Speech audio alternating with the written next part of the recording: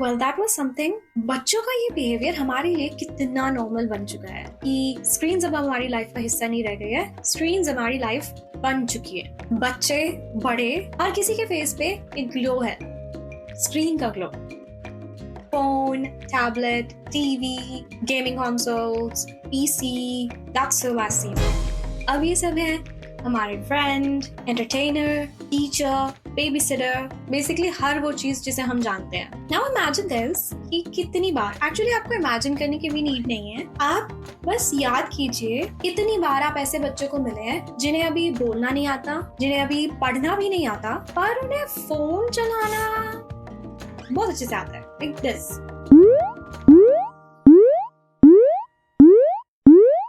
वो आपको सिखा देंगे कि शॉर्ट्स कैसे देखते हैं, रील्स कैसे देखते हैं, कैसे वॉइस सेट्स लगाकर अपना फेवरेट कार्टून ढूंढा जाता है फोन में। They know everything better than you do. So my mom inspired me to make this video. और being a teacher, मेरे पास इसके लिए बहुत content है। So let me start with what I have seen as a normal observer. I know a toddler. She's just a little baby. She's so small. She's so young कि वो भी खुद से बैठ भी नहीं सकती है ठीक से, उसे चलना भी नहीं आता है ठीक से। पर जब तक उसकी पसंद का शो उसकी पसंद के टाइम पर नहीं चलेगा तब तक वो खाना नहीं खाती। नेक्स्ट इंस्टेंस, एक 7-8 साल का छोटा सा बच्चा है, उसको सारे इन्फ्लुएंसर्स के नेम पता है, B it somebody like Elvish Yadav. Elvis भाई के आगे कोई बोल सकता है क्या? एल्विस भाई। और somebody in the name of गुलजार, जिन्हें मैं नहीं जानती वो उन्हें जानता है, उसको उनके सॉन्ग्स पता है। He quotes these influencers very well. तो वो उनको जानता है कि वो क्या करते हैं, ये इन्फ्लुएंसर्स कैसे बात करते हैं, क्या उनका कंटेंट है, क्या उनके सॉन्ग्स हैं। He knows everything. Next instance is एक छोटी सी बच्ची अभी स्कूल जाती है, she is in play class I believe. उसको भी पढ़ना नहीं आता है, but she takes a phone and then she scrolls through her favorite shows. अगर आपने YouTube uninstall कर दिया उसके फोन से, then she is a disaster to deal with. Next is I have a neighbor and she had to go somewhere. She has a 5 years old daughter. उन्होंने उसे बिठा दिया हमारे घर पे और अपना फोन दे दिया and she said कि बस इसका ध्यान रखो, जब तक इसके हाथ में फोन रहेगा ये कुछ नहीं करेगी, अपनी जगह से हिलेगी भी नहीं। आधा घंटा से ऊपर वो बाहर रही थी एंड लिटरली वो बच्ची फोन से ग्लूड रही इतनी देर, और वो बस एक के बाद एक वीडियो चलाती रही और वो देखती रही। मेरी मॉम अपने काम में देखती रही, मैं उसको देखती रही। एक बच्चा है, ऑनलाइन गेम्स वो खेलता है बहुत ज्यादा, पबजी और free fire. I'm gonna be honest, उसको सब पता है, उससे पढ़ाई छोड़ के सब पूछ लो आप, GTA ये सब वो आपको बता देंगे। So these are just a few examples. So let's try to understand कि ये बच्चे फोन को इतना इम्पोर्टेंट क्यों बना रहे हैं, क्यों ये बच्चे इतने एडिक्ट हो रहे हैं डिवाइसेस से। It starts innocently enough. एक टॉडलर होगा या कोई भी बच्चा जिसके हाथ में नया डिवाइस आता है, they start with some animated videos, then slowly they're introduced to the funny videos. धीरे धीरे वो इन्फ्लुएंसर्स का कंटेंट देखना स्टार्ट करते हैं, उसके बाद डांस वीडियोस। बॉयज में usually it's about some game plays, girls में वो इन्फ्लुएंसर्स को देखती हैं और dancers, some makeup influencers, perhaps lifestyle influencers. वो इन कार्टून कैरेक्टर्स की तरह, इन इन्फ्लुएंसर्स की तरह बात करना शुरू कर देते हैं, बिहेव करना स्टार्ट कर देते हैं। Not because they want to, but because ये एल्गोरिदम ही उन्हें ये सब कंटेंट फीड कर रहा है। वो तो अपने लर्निंग फेज में है, बच्चों का दिमाग अभी ग्रो हो रहा है, डेवलप हो रहा है। मोस्टली चीजें बच्चे ऐसे ही सीखते हैं, दूसरों को देख देख कर ही सीखते हैं, राइट। इनफैक्ट कई रिसर्च ये दिखाती है कि ये जो छोटे छोटे शॉर्ट फॉर्म कंटेंट या जिस तरीके का कंटेंट ऑनलाइन अपलोड किया जाता है, ये बहुत इंस्टेंट ग्रेटिफिकेशन देता है। फॉर एग्जांपल, जैसे कि आप ये वीडियो भी देख रहे हो, ये थोड़ी लॉन्ग लगेगी आपको, थोड़ी ड्रैग लग सकती है, और इसके कंट्रास्ट में आप इमेजिन कीजिए कि बहुत ज्यादा स्टिमुलेटिंग कंटेंट, मीनिंग कि हर बार कुछ शू शू शू साउंड इफेक्ट्स आ रहे हैं, कोई ना कोई चीख चीख कर बातें कर रहा है, कुछ ग्लैमरस चल रहा है, कुछ शोशा हो रही है, बहुत कुछ केओटिक चल रहा होता है। तो आप कितना इमर्स्ड फील करते हैं, आप कितना इंगेज करते हैं उस कंटेंट से। तो आपके दिमाग पर जब इस तरीके से इन चीजों का असर पड़ता है तो इमेजिन कीजिए छोटे बच्चों के दिमाग पर कैसे पड़ता होगा। इन बच्चों का दिमाग भी इसी तरीके से तैयार हो रहा है। तो यही रिसर्च ये बताती है कि इस तरीके के कंटेंट देखने की वजह से इन बच्चों का दिमाग ऐसे प्रिपेयर हो रहा है कि उन्हें सब कुछ इंस्टेंट चाहिए, इंस्टेंट रिवॉर्ड्स चाहिए, instant likes, instant reviews, instant comment और इंस्टेंट रिएक्शन मोस्ट इम्पोर्टेंटली, जिसकी वजह से इनका बिहेवियर बहुत इम्पल्सिव बनता जा रहा है। वेट करने का कॉन्सेप्ट, पेशेंस रखने का कॉन्सेप्ट, थोड़ी देर किसी की बात सुनने का कॉन्सेप्ट बिल्कुल एलियन लगने लगा है। अब ऐसा लगता ही नहीं है कि किसी में इतनी कैपेसिटी है कि कोई शांति से बैठ के किसी चीज का इंतजार कर ले आराम से। और आपने भी कई बार ये सुना होगा कि शॉर्ट फॉर्म कंटेंट जैसे कि 15 सेकंड की टिकटॉक वीडियोस जैसे होते थे, ये रील्स, यूट्यूब शॉर्ट्स, इस तरीके के कंटेंट ने एक ऐसी जनरेशन बना दी है जिनको एक कॉन्वर्सेशन में बैठना भी बहुत मुश्किल काम लगने लगता है। जब आप 15 सेकंड में पूरी कहानी सुना सकते हैं किसी को, अजीब अजीब बातें करके, कुछ अब्सर्ड सी बातें करके किसी को हुक कर सकते हैं, तो नॉर्मल बातें किसी को बहुत भारी लगेंगी। ऐसे ही ये छोटे बच्चे हैं, इनको भी होमवर्क करना, बुक पढ़ना या आप उन्हें कुछ नॉर्मल उनसे बात करने की भी कोशिश करेंगे, ये सब उन्हें पहाड़ जैसे दिखाई देने लगता है। और तो और इन बच्चों के मैनरिज्म्स में भी बहुत फर्क आ रहा है। आज की डेट में आपने ऐसे कितने बच्चे देखे होंगे जिनका बिहेवियर एक्सट्रीमली रूड है। Not saying everybody is like that, but screen kids में ये देखने को मिलता है, उन्हें बिहेवियरल इश्यूज हैं। ओके, तो आप थोड़ी देर बैठिए और कुछ इन्फ्लुएंसर्स के नाम सोचिए जो पॉपुलर है,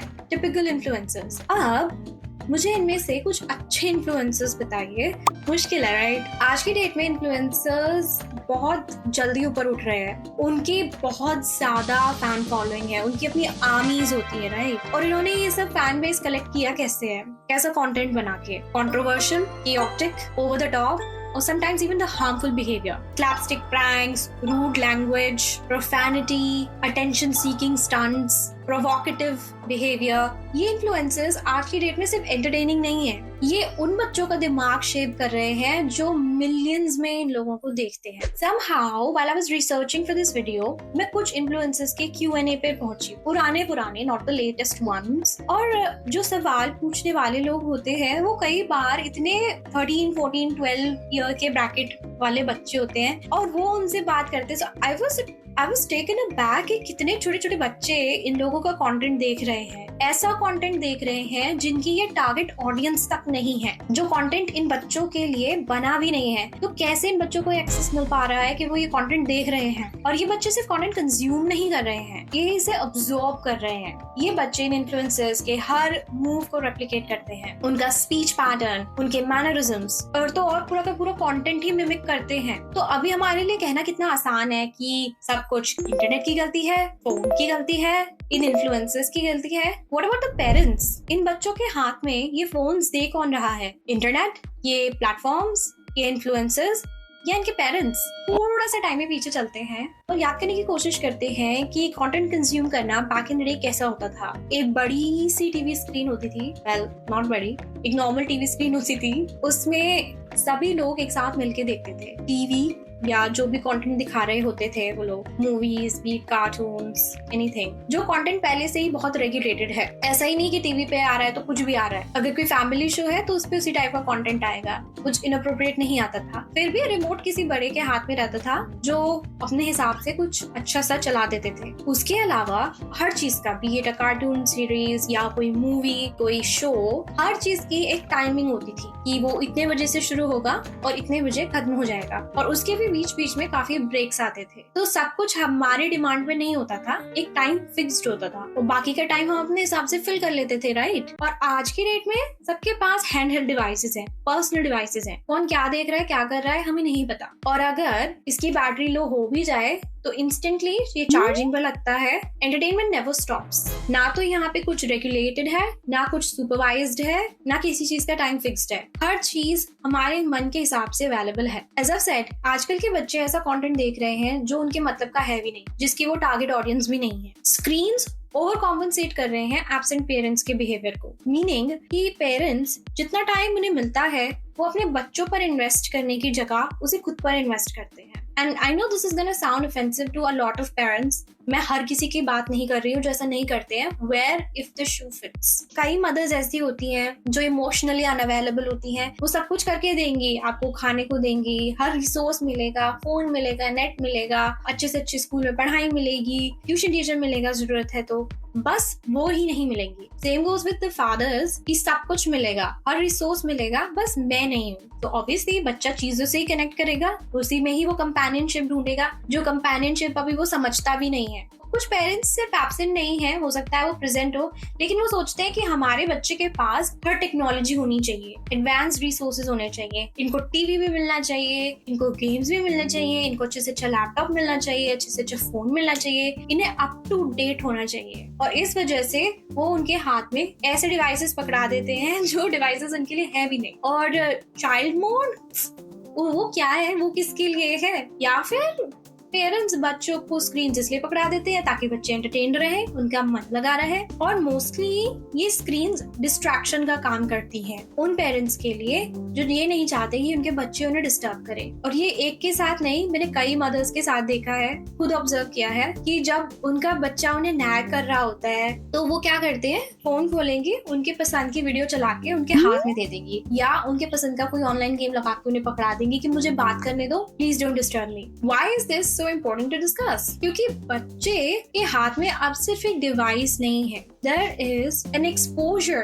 to unfiltered content, social media, everything। और इन सब चीजों का इन बच्चों पर क्या असर पड़ता है, उनके सोशल डेवलपमेंट पे क्या असर पड़ता है। ये बच्चे अभी अपनी लाइफ के उस स्टेज पर है जहाँ उनका दिमाग सिर्फ अभी प्रोसेसिंग में है, वो सीख रहे हैं अपने बारे में, दुनिया के बारे में, समाज के बारे में। इतने बड़े होने के बाद भी हमारे लिए दुनिया में नेविगेट करना कितना मुश्किल है, कितना कॉम्प्लेक्स है। खुद सोशल मीडिया या इन डिवाइसेस से डील करना, जैसे कि आप भी कितना एडिक्टेड फील करते हो, अगर आप थोड़ी देर रील्स चलाने बैठ जाओ, आपके लिए भी ये छोड़ना कितना मुश्किल हो जाएगा, आपके बिहेवियर में कितनी जल्दी शिफ्ट आता है। तो इमेजिन कीजिए कि इन बच्चों के छोटे छोटे दिमागों पर इन चीजों का क्या असर पड़ता होगा, क्या चीजें इन बच्चों के लिए नॉर्मलाइज हो रही हैं, क्या ये बच्चे कंज्यूम कर रहे हैं और किस चीज का इन्हें एडिक्शन हो रहा है। They are being exposed to this toxic world of anonymity. Parents अपने बच्चों को इस दुनिया के फिजिकल डेंजर से बचाने की पूरी कोशिश करते हैं। बाहर मत जाना, किसी स्ट्रेंजर से बात मत करना, उससे मत बात करना, वो अच्छे बच्चे नहीं है, उनके घर मत जाना, वो अच्छी आंटी नहीं है, वो अच्छे भैया नहीं है। लेकिन यही पेरेंट्स उन बच्चों के हाथ में डिवाइसेस देने से पहले ये नहीं सोचते कि जो वो स्क्रीन पर देख रहे हैं वो इंसान कौन है, कैसा है, वो इन बच्चों के ऊपर क्या असर डाल सकता है। इंटरनेट सिर्फ animated videos, memes, dance videos या प्रैंक का कंटेंट होल्ड नहीं करता। It is a breeding ground for cyber bullying, unrealistic beauty and life standards या हार्मफुल चैलेंजेस, प्रोफैनिटी, हर वो चीज जिसका एक लॉन्ग टर्म इम्पैक्ट पड़ सकता है एक बच्चे की डेवलपमेंट या इमोशनल ग्रोथ पे। हर वो चीज यहाँ कितनी आसानी से अवेलेबल है एट जस्ट इंटरनेट के कॉस्ट पे। और अगर इस बात पर आपको शक है, अपने आसपास के बच्चों को देखिए जो पूरी तरह फोन में इमर्स्ड रहते हैं, उनका बिहेवियर देखिए। ये बच्चे शांत नहीं हैं, बहुत ज्यादा हाइपर हैं, अटेंशन स्पैन इनकी कितनी कम है और ये कितने ज्यादा चिड़चिड़े हो गए हैं। कई रिसर्च ये बताती है कि बच्चे 2-2 घंटे से ज्यादा फोन देखते हैं या स्क्रीन्स देखते हैं आज की डेट में। ये बच्चे बहुत ही ज्यादा एनिमेटेड, हाइपर, रूड हो सकते हैं, जो सोशली उस तरीके से बिहेव नहीं करते जैसे नॉर्मल बच्चों को करना चाहिए। AIIMS और TSS के द्वारा की गई कुछ स्टडीज ये बताती हैं कि सोशल मीडिया और स्क्रीन टाइम ये सब सच में इन बच्चों के दिमाग पर एक प्रभाव डालती हैं, और अच्छा नहीं, बुरा।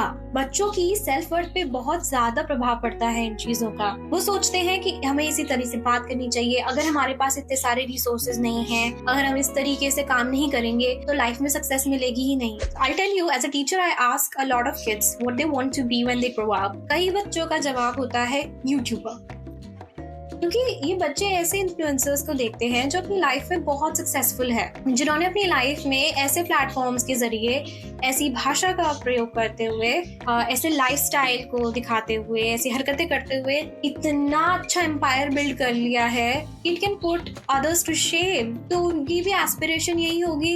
ये बच्चे अब कुछ एजुकेशनल नहीं देखना चाहते, और इनकी क्या गलती है? जब आपको इतने स्टिमुलेटिंग वीडियोस मिल रहे हैं जिसमें इतने सारे साउंड इफेक्ट्स, इतने सारे लोग ऐसा कुछ कूल सा स्टफ करते हुए मिल जा रहे हैं जो आपके घरों में नहीं देखने को मिलता है, क्योंकि ये बच्चे low effort brain rotting content consume कर रहे हैं, व्हिच मींस कि ये ऐसा कंटेंट देख रहे हैं जिसे देखने के लिए दिमाग लगाने की जरूरत नहीं है। कोई स्लैपस्टिक ह्यूमर है, कोई मीम्स है, कोई फनी वीडियोस हैं, बस देखा, हंसा, आगे बढ़ गए। कुछ दिमाग लगाना पड़ा, बस हंसा, मजा आया, लाइक किया, आगे बढ़ जाओ। इसीलिए इन बच्चों को जब हम कुछ एजुकेशनल कंटेंट दिखाने की कोशिश करेंगे, उन्हें वो अच्छा नहीं लगेगा, वो उससे एंगेज कर ही नहीं पाएंगे, क्योंकि एक सिंपल फन वीडियो देखने से उस तरीके की और वीडियोस उन्हें देखने को मिल जाती हैं। और ऐसे में ही कभी कभी इस तरीके का कंटेंट भी आ जाता है जो इन बच्चों के लिए अप्रोप्रिएट है भी नहीं, फिर उन्हें वो चीजें नॉर्मल लगने लगती हैं। बहुत छोटे बच्चों की तो मैं नहीं कह रही, वो तो इनोसेंट कंटेंट कंज्यूम कर रहे हैं, लेकिन क्या आजकल के कार्टून्स इतने अच्छे हैं कि हम उन्हें अपने बच्चों को दिखा सके और वो कुछ अच्छा सीखें? Now don't say that you grew up watching छोटा भीम,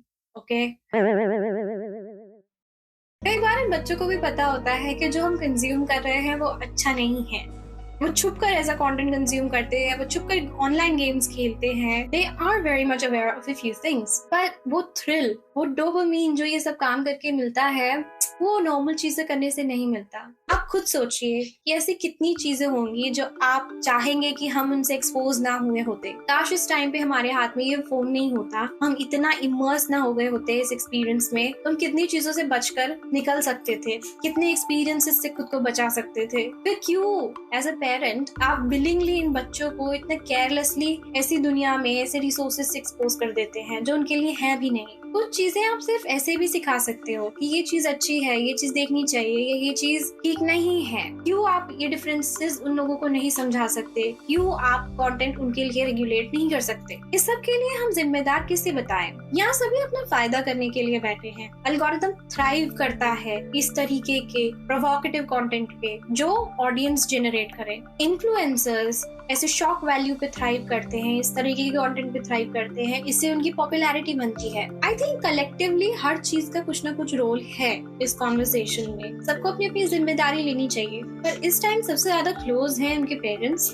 इन बच्चों के, तो सबसे ज्यादा जिम्मेदारी इन्हीं पेरेंट्स की बनती है कि वो अपना रोल प्ले करें, चार्ज लें, अपनी रिस्पॉन्सिबिलिटी को उठाएं, तो थोड़ा सुपरविजन, थोड़ा रेगुलेशन करें। क्योंकि स्क्रीन्स को आप कंप्लीटली बैन नहीं कर सकते। किसी इन्फ्लुएंसर को आप ये नहीं कह सकते तुम ऐसा कंटेंट मत बनाओ जब उसकी ऑलरेडी इतनी ज्यादा फैन फॉलोइंग है। तो थोड़ी सी डिवाइसेस की लिटरेसी हमारे लिए भी जरूरी है, मीनिंग कि किस चीज को किड मोड में चलाया जा सकता है या चाइल्ड मोड में यूज किया जा सकता है। किड्स फ्रेंडली कंटेंट ही वो देखें, और वो भी ऐसे नहीं कि किसी बच्चे का भी कुछ देखने का मन है तो तुरंत आप उसके हाथ में फोन पकड़ा दें।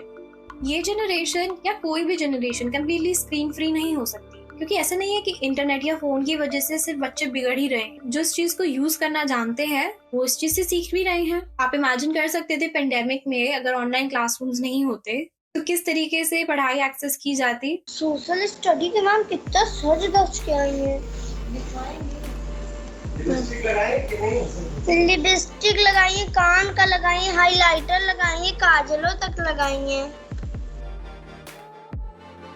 मैम ये मेरा हिंदी ग्रामर का काम है। मैमड़ा ए मैमड़ी पागल है मैम, तू पागल। जहाँ YouTube पे आपको इन इन्फ्लुएंसर्स का शॉक वैल्यू पे थ्राइव करने वाला कंटेंट मिलेगा, वहीं आपको अच्छा कंटेंट भी मिल सकता है जो इन बच्चों को कोई नया स्किल सिखा सके, इनमें क्रिएटिविटी डाल सके, इन्हें इंट्रीग करे कुछ नया जानने के लिए, समझने के लिए, सीखने के लिए, कुछ अच्छी वैल्यूज दे इन बच्चों को। बिकॉज यहाँ ओशन है कंटेंट का, and you have to choose कि कब इसको क्या देखना है। और सिर्फ देखना ही काफी नहीं होता, आप इन स्क्रीन्स को इस तरह से भी यूज कर सकते हैं कि बच्चे की क्रिएटिविटी बाहर आए।